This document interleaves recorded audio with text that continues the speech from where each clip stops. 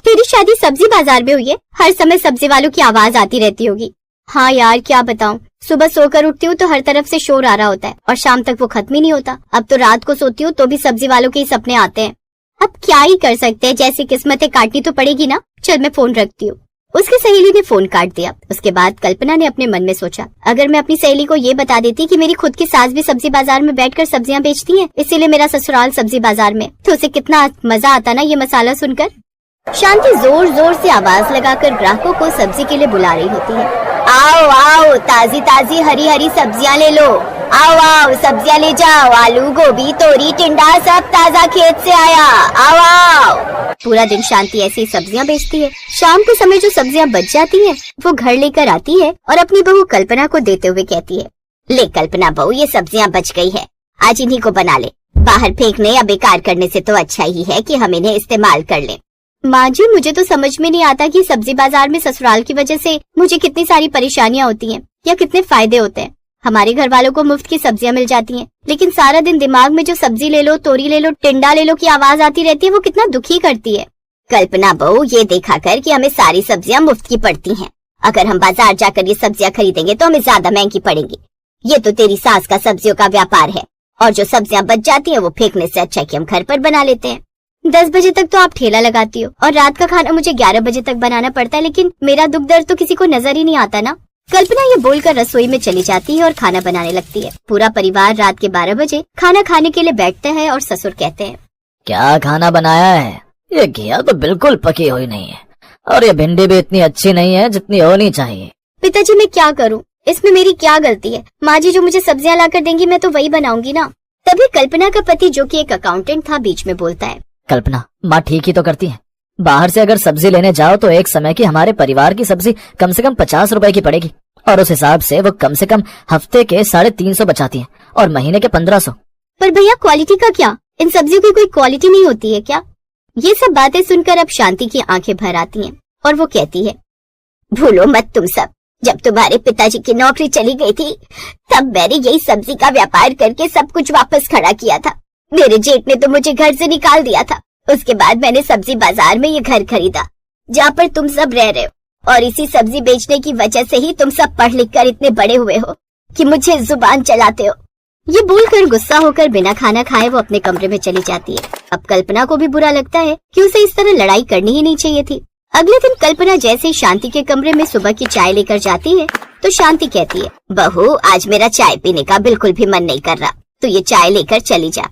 माँ जी आप ऐसी बातें क्यों कर रही हैं? कल की बातों को भूल जाइए ना, आपको तो चाय बहुत पसंद है, पी लीजिए। कल्पना ये बोलकर जैसे ही अपनी सास का हाथ पकड़ती है तो वो बुखार से तप रही थी। कल्पना ने कहा, ये क्या माँ जी, आपको तो बहुत तेज बुखार है, तभी आज आपका चाय पीने का मन नहीं कर रहा। कोई बात नहीं, आज आप सब्जी बाजार में सब्जी बेचने के लिए नहीं जाओगे, आप आराम करोगी। नहीं नहीं बहू, मैं आराम कैसे कर सकती हूँ? अगर मैंने आराम किया तो जो सब्जी हमारे घर में रखी है वो खराब हो जाएगी।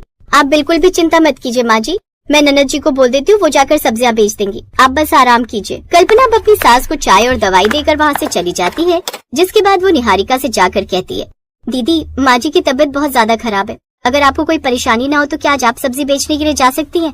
वैसे भी सब्जी तो हम घर के बाहर ही बेचते हैं। भाभी आप ये सोच भी कैसे सकती हो? मैं कॉलेज में पढ़ती हूँ, मैं अगर बाहर बैठकर सब्जियां बेचने लगी तो फिर लोगों में मेरी क्या इज्जत रह जाएगी? और वैसे भी हो सकता है मैं किसी की क्रश हूँ और वो मुझे सब्जी बेचते हुए देखे और मुझे भाव ही ना दे। निहारिका ये बोलकर चली जाती है, जिसके बाद कल्पना ने खुद से कहा, माँ जी बहुत सारी सब्जियां ले आई हैं, अगर वो नहीं बिकी तो वो सच में सब खराब हो जाएंगी। अब मुझे ही सब्जी बाजार में जाकर सब्जियां बेचनी होंगी। कल्पना के घर के बाहर ही सब्जी का बाजार लगा करता था, जिससे वैसे तो कल्पना अक्सर परेशान रहा करती थी, क्योंकि जैसे ही वो बाजार सुबह खत्म होता तो इधर उधर गंदगी और कूड़ा पड़ा रहता। लेकिन आज उसे खुद ही उस सब्जी बाजार में बैठना था। कल्पना सब्जी बेचने के लिए बैठ जाती है। सब्जी ले लो सब्जी, ताजा ताजा सब्जी, सब्जी ले लो सब्जी। तभी उसके पास एक औरत आती है और कहती है, अरे बहन जी ये कटहल कितने का दिया है? कटहल कितने का आता है? अजीब बात कर रही हो, तुम बेचती हो तो तुम ही बताओगी ना कितने का आता है। शांति बहन की बेटी को तो वैसे ही कुछ नहीं आता था, बहू भी नालायक निकली उसकी। कल्पना को ये बात सुनकर बहुत बुरा लगता है। तभी वो बाजू में सब्जी बेचने वाले हरिया से कहती है, हरिया भाई जरा 2 मिनट के लिए मेरी दुकान देखना, मैं अभी घर से आई। अब कल्पना वापस अपने घर में आती है और उसके बाद शांति के पास एक कॉपी पेन लेकर जाती है और पूछती है, माँ जी एक बार बता दीजिए कि सारी सब्जियों के रेट क्या है। मैं बाहर बैठ तो गई हूँ लेकिन मुझे कुछ समझ नहीं आ रहा कि किस सब्जी का क्या दाम है। रहने दे बहू, ये व्यापार तेरे बस का नहीं है, तू ये सब कुछ नहीं संभाल पाएगी, मैं ही उठ जाती हूँ।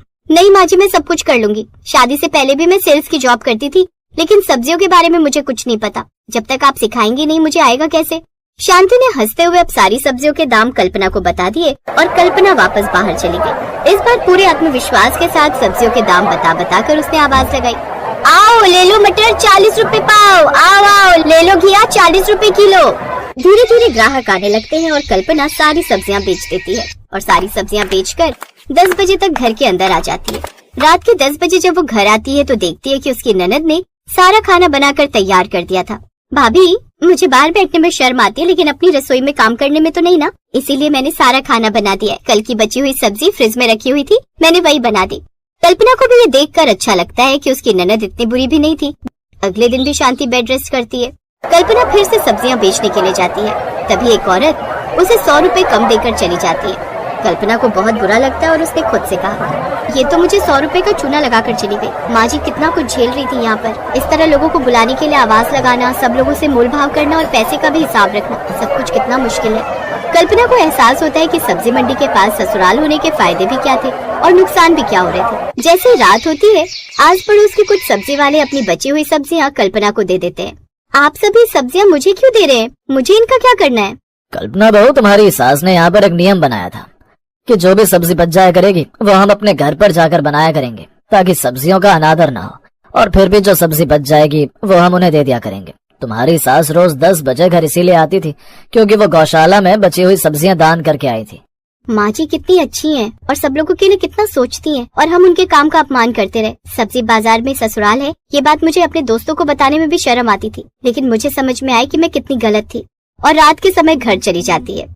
वो भी रात के 10 बजे घर आती है क्योंकि वो भी गौशाला गई थी। अब शांति बिल्कुल ठीक हो गई थी और खाना खाते हुए कल्पना से बोली, बहू मैं बिल्कुल ठीक हूँ, कल से सब्जी बाजार का काम मैं संभाल लूंगी, तू अपना घर संभालना जैसा पहले होता था। ठीक है माँ जी, जैसा आप बोले। अगले दिन शांति फिर से बाजार लगाने के लिए चली जाती है, लेकिन कल्पना बहू भी पहुँच जाती है और बगल में जाकर बैठ जाती है और कहती है, माँ जी मैंने सोचा है कि अब से मैं भी आपके साथ यहाँ बाजार में ही बैठ जाया करूँ। 2-4 लोगों से मिलना भी हो जाता है और तरह तरह के लोगों का स्वभाव भी पता चल जाता है। शांति को भी ये देखकर बहुत अच्छा लगता है कि कल्पना अब उसका बराबर से साथ दे। चलो आज पहली बार मेरी जिंदगी में खुशियां आने वाली हैं। बड़े सुकून से अपना मनपसंद खाना बनाऊंगी। शालू खुशी खुशी किचन में गई, लेकिन वहाँ उसने कुछ ऐसा देखा जिसकी उसे क्या किसी को भी उम्मीद नहीं होगी। उसने देखा कि किचन में चूल्हा ही नहीं था। ये क्या हुआ, इस किचन में तो चूल्हा ही नहीं है। बिना चूल्हे के मैं खाना कैसे बनाऊंगी? इन लोगों को लगा होगा कि मैं बिना चूल्हे के खाना बना ही नहीं पाऊंगी। अब देखो मैं क्या करती हूँ। शालू ने सभी हरी सब्जियों को अच्छे से काट लिया। चलो ये तो डाइटिंग वाला खाना बनकर तैयार हो गया, लेकिन इसे खाएंगे किसके साथ? अब इन लोगों को लग रहा होगा कि रोटी बनाने के लिए तो चूल्हे की जरूरत पड़ेगी ही, लेकिन उसका भी इलाज है मेरे पास। शालू तुरंत बाहर बाजार में गई और वहाँ से ढेर सारी ब्रेड खरीद कर ले आई। सासू माँ, ससुर जी, आदित्य आ जाइए, खाना लग गया है।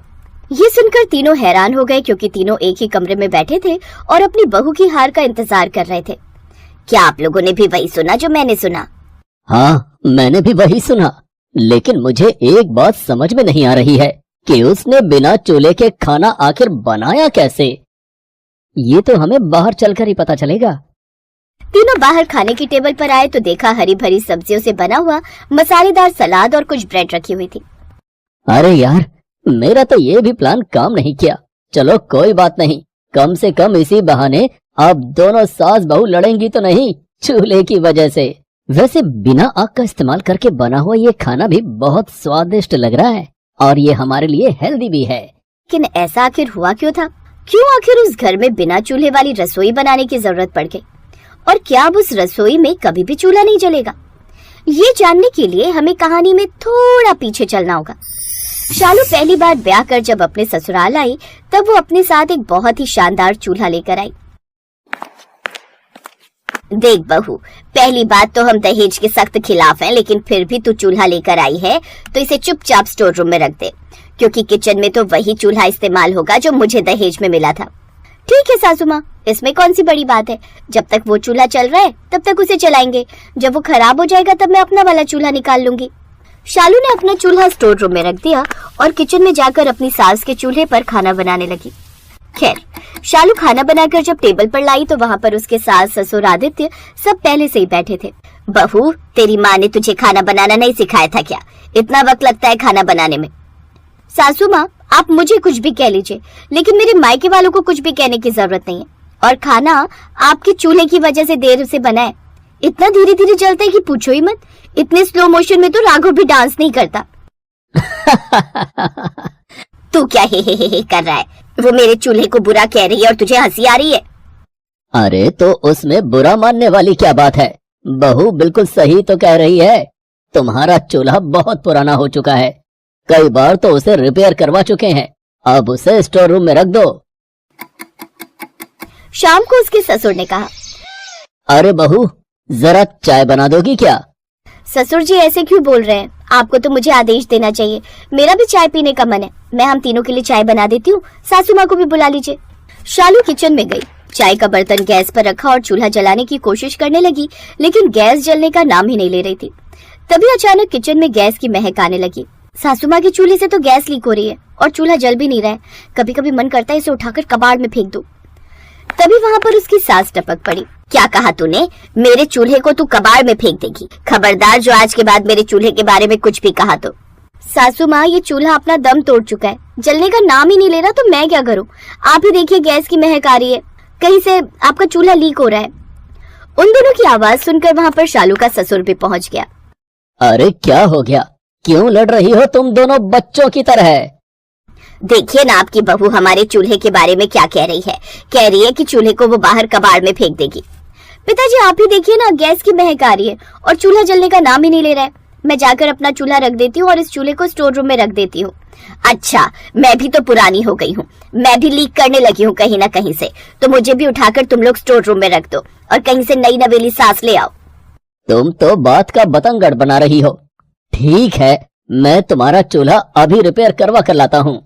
कुछ दिनों तक वो चलता रहा, लेकिन उसके बाद फिर से ये लो, आज फिर से चूल्हा ढंग से नहीं चल रहा है। 1 घंटा तो चूल्हा जलाने में ही लग जाता है। आज मैं खाना बनाऊंगी नहीं।